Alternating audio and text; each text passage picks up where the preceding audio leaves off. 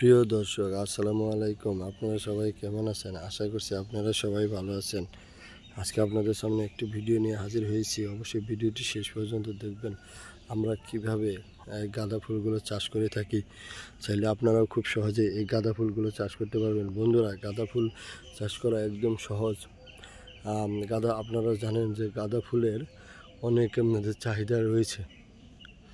বিশেষ করে আপনাদের বাড়ির সৌন্দর্য বর্ধনের কাজে গাঁদা ফুল খুবই একটি ভূমিকা রাখে। এছাড়া বিভিন্ন প্রতিষ্ঠানের আপনাদের সামনে স্কুল কলেজ, আপনাদের মাদ্রাসা বা বাড়ির বা রাস্তার বিভিন্ন জায়গায় আপনারা অনেকেই গাঁদা ফুল লাগিয়ে থাকে এবং খুব সৌন্দর্য।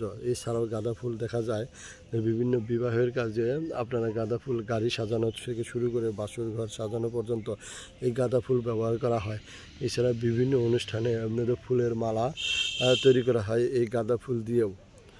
বন্ধুরা, এছাড়া বিভিন্ন ধর্মীয় কাজেও এই গাঁদা ফুল অন্যদের ব্যবহার করা হয়।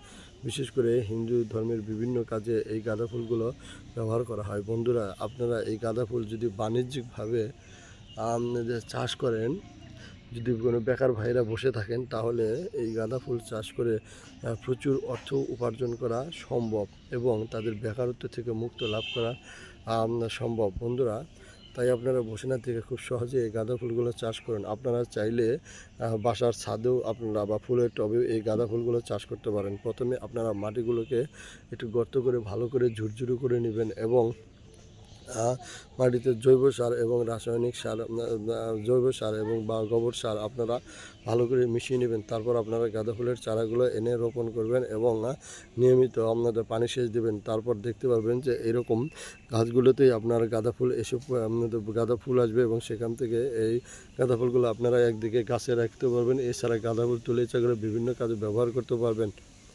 বন্ধুরা, আমাদের এই ভিডিওটি ভালো লেগে থাকলে অবশ্যই এই ভিডিওতে একটি লাইক দিয়ে চ্যানেলটি সাবস্ক্রাইব করে দিন এবং বেশি বেশি শেয়ার করে দিন। সবাইকে ধন্যবাদ। আসসালামু আলাইকুম।